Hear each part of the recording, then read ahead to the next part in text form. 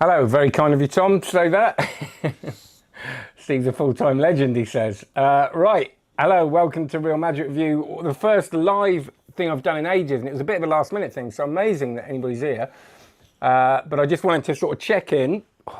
Look, I'm in my office, and the heating's on. This is August. It's a clammy August day, and they've put the heating on. It's I have this.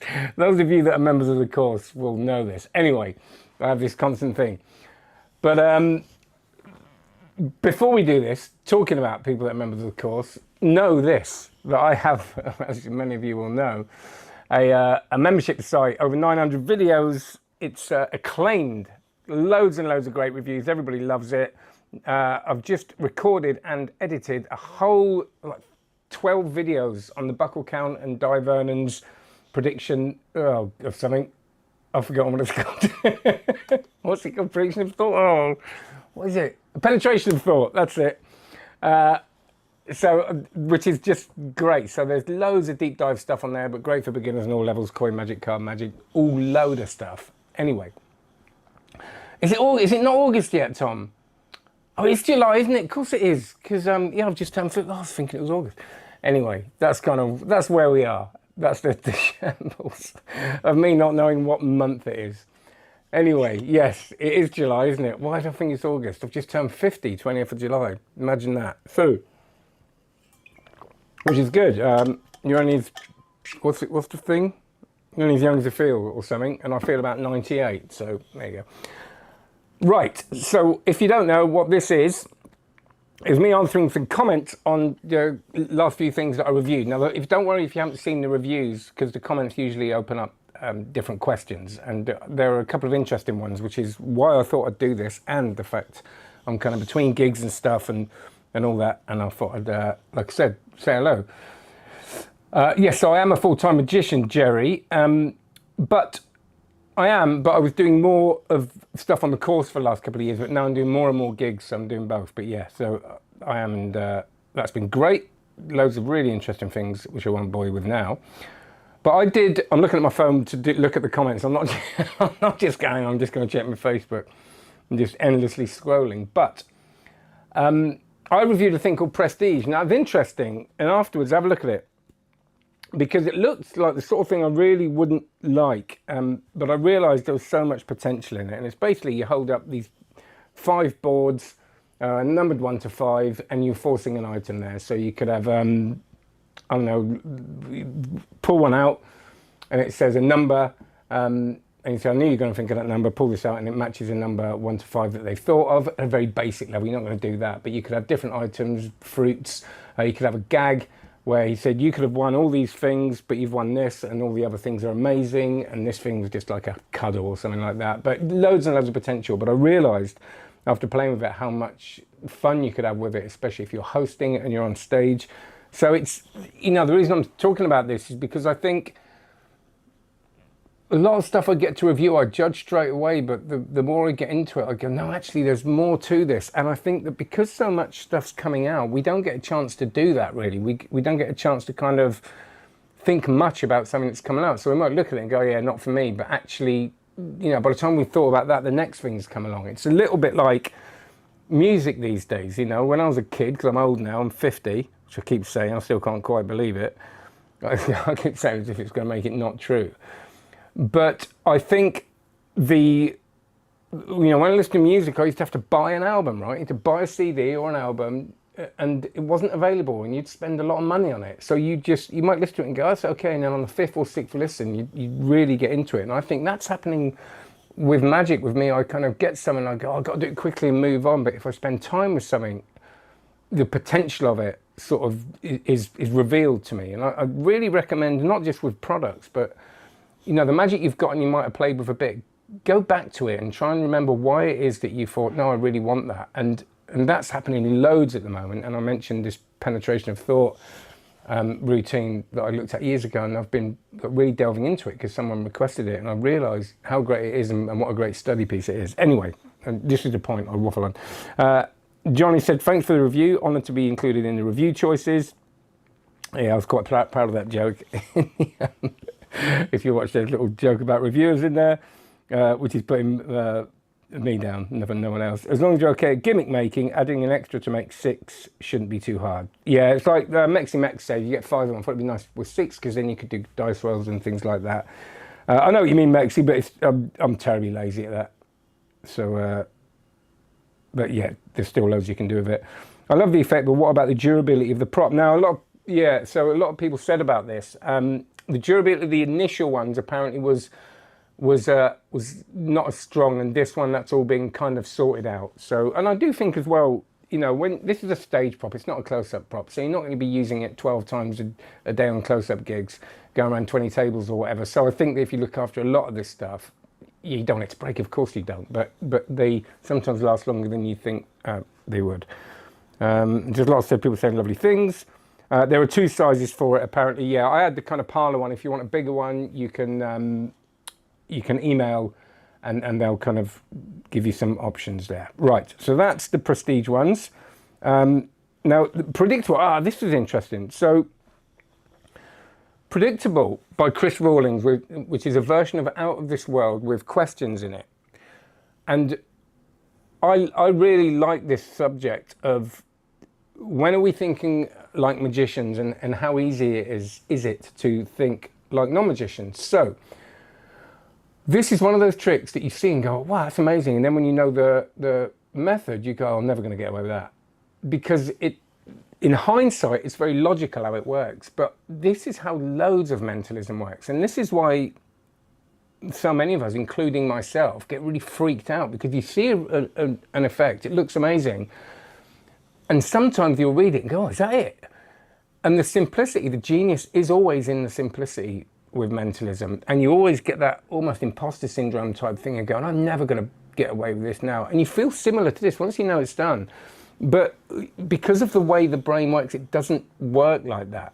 And somebody, you know, there's some lovely things. Thanks for a great review. It was thorough, thoughtful, informative, candid, enjoyable, which is lovely. From Guest 3997 from David.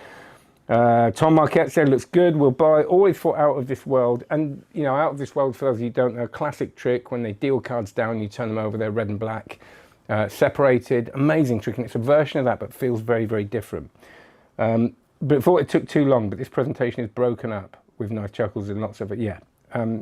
Another thing about this, you know, long routines aren't necessarily bad if you can find things to do. There's so much material in this that you can either make jokes of or have quite a sort of poignant presentation round. Mexi says, nice idea, always enjoy releases that take classic and transform it. Magic Orthodoxy, you know, David knows his stuff, this is the great tricks. What are your favourite stand-up magic mentalism books? I'm going to sneeze in a minute, it's hay fever, and that's going to be awful. I don't want to sneeze on live. Oh gosh, I hope it's not one of those awful ones. You know, sneezes when it's just, there's nothing you can do. Right. I always look at my books when people ask me that question. I don't plan these sessions, as you might have guessed. Favourite stand-up magic and mentalism books? I don't know, you know. Theatre of the Mind, Barry Richardson. What a stunning book that is. Loads of great stand-up stuff in that. I do also think, what's going to jump out? Oh, it's going to really, the Jamie Allen book, I'll tell you what. Jamie Allen book's got some stunning stuff you can do with stand-up. It's a lot of illusions and stuff like that, but loads of amazing stuff in there. Oh, it's going to really, I mean, the Jobby stand-up magic, card magic's great. It's going to upset me now. I wish I'd have looked at the questions. I wasn't expecting that one. Stand-up card magic, that's the Roberto Jobby one, isn't it? Yeah. The pickpocketing one, I really want to get into again. Hector Mancha, because it's not just a pickpocketing book, he's got the other routines in it as well, all kind of pretty much stand up, which you would do. Don't leave them on when you're not reading, Steve. I don't see anything. Which you would do in a kind of parlour situation. So there's some great stuff in that Hector Mancha book. They're all coming back to me now. Oh, I'm such an idiot. I thought of the book and I can't think of the name of it. Right, now you're going to be watching me live on YouTube, just stare at something. This is a lot of my day, by the way. I've got terrible ADHD, so I just walk into rooms and stare and go, what was I thinking of? Come on, Steve. Find it. No, I'm going to give myself 5 seconds to find it. 5, 4, and try not to sneeze. 3, to Morgan and West. There you go. Morgan and West parlor tricks. I'm not going to get it out. That's brilliant. Great stand-up stuff in there. Anyway, Mark Wilson's got some good stuff as well. Yeah, thanks, Jerry. Yeah, nothing wrong with making conversations great. I haven't loved Mark Wilson's book and go back to remember that Mark Wilson's Book of Magic. I always go back to it. It's amazing how good that book is. Absolutely amazing. And you can get it for like, I don't know, 15 quid or something. I got that recently. So much good stuff in it and for a great price. Absolutely. Anyway, I digress, of course, because that's always going to happen. Oh, this is by Ian, right?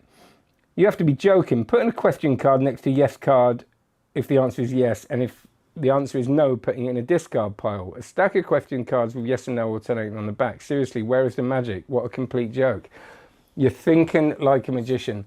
You can't deny the responses that this gets, and it does get them. I've done it for a few people now, and it because they can't work it out. It's that kind of lateral thinking thing. Yes, for us, we go, right, it's a discard pile because we know, but in the moment, it's a very different thing. I'm not saying if, you know, I said there are certain things you can do to make this more convincing, and you can also backtrack to kind of give them a slightly kind of false memory on it afterwards. But that's what I love about this, and a lot of versions of Out of This World are like that. It's great. I mean, the original is kind of as well. Sean Goodman's Trick Genetics was much better. This is not aesthetically pleasing. It is too long and boring. I don't think aesthetics are important in mentalism. It's about the process and it's about the entertainment. You know, a stand-up comedian isn't aesthetically pleasing. They're just talking.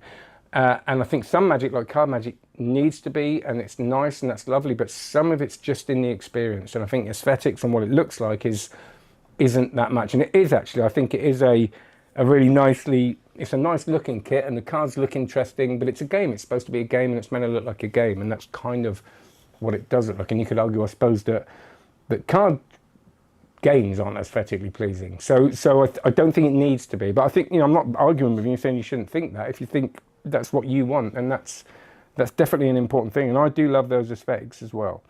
I'll come to questions in a minute. Sorry, I've got hay fever and a very itchy nose.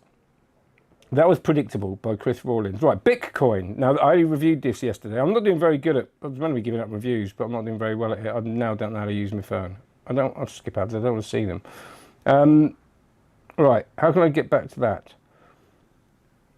Comments. Oh, do you know what? It just does my head in. Here we go. So Bitcoin is this utility device, and I was a bit confusing in the review because I said at one point it wasn't versatile, and then I said it was. When I said it is versatile, when you're using that prop, there's a lot you can do with it. There's loads you can use it for, to use this production of a coin. It's not versatile, especially the second one where you use the glass, only because you've got to use a glass and straw. So of course you're limited to where you can use that. You know, you're not going to be walking up to tables. Well, I wouldn't with a glass and straw. It's just too much. But if I was doing a parlour show and there was a cup there, or if I was in a bar or I was at a party, and I could just, you know, put it there and pretend I was just, you know, or at a bar, loads you can do there. So if you can control the environment, you're fine. If you do want to do that at every table, and that's the only routine you're doing at every table, because it's a long routine, then you can approach it, put it down, and, you know, hold your hand out, hold that, and of course you can. But I like to, you know, I'm terrible at pocket management, and we've actually got a live session on the course on pocket management after this, which I'm no person to be running that. So hopefully everybody else has got some stuff to say, because I'm shocking at it. So with my exchange rate, it's an arm and a leg, but you mentioned dollar size. I thought it was halves. In the jumbo, it's becoming viable. Yeah, so you know, you get when you look at the props you get with this, you know, for the phase 2, which is $99 or something, it's going to be that, because you've got all these gimmicks in it. I think it's good value if you like it. You know, it's an investment, but with a gimmick coin, a jumbucker, all that different stuff, I think they've priced that really nicely, actually. I think they could have priced it a lot more. They might not have sold as many, but I think, you know, it's nice to see it looked like value, and a lot of magic stuff doesn't. Nice effect, but yeah, not for everybody. So, you know, Colin Underwood said about the exchange rate. He also said about the idea of doing, you know, I said you can do lighter tricks with it, use the lighter and then go into the routine. Now, Tom did ask, can you use it as a proper lighter, which I forgot to say, no, you can't. But I think things like shuttle passes before you start a new routine, you know, you finish something, it's very, very easy. And you can even get away with that thing. You've done a comfort, oh, actually one more thing, and get another lighter out as long as it looks the same. And that I do that all the time, and people just don't see it. And I've been fooled by that switch many times as well. Clever enough by Pinball Wizard, but I'd rarely use it. Does it work on an actual lighter? Pin this since I'm the first. And somebody's saying nice things about my coin vanish. Thank you very much. This is a lovely Danny Goldsmith one that I did. It's just beautiful, and it's one that he does a lot. Thinking of Danny Goldsmith, do have a look at his stuff. He's got a 20% off sale. He's going through some stuff at the moment. I'll do a separate video on it, but all of the stuff he does is phenomenal. So Danny Goldsmith Magic, please Google it. Please see what's going on his site. Like I said, he's just put a bit of a plea out saying, look, this is happening at the moment. I'm just offering 20% off. You know, it's not like he wants people to he's not doing a GoFundMe or anything, but I think it's a cool thing to do. And I'm always going back to his stuff and just learning more and more from it. And, you know, people have commented on my Coin Magic recently, and it's because of those downloads. So I really recommend checking out Danny's stuff. Right. So, yeah, I spend a lot of time staring at it too. Love that bookshelf. I wish I had that many. You know, be careful what you wish for. It's stifling. And I'm not complaining. It's great. But, you know, I went around my mate's house the other day and he had 3 magic books. And I know that if I had 3, I'd read them more. I'm better now. I'm making myself delve into stuff.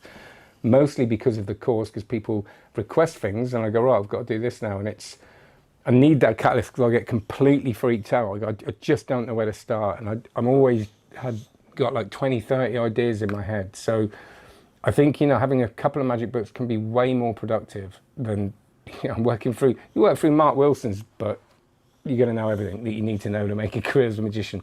If you work through Stevie Faulkner's onlinemagic.co, you'll also will. And I'm not saying you don't need books, you know, but, you know, it's great to have all this stuff and I love it, but to be good magicians, we don't need it all. But we like it, don't we? Right.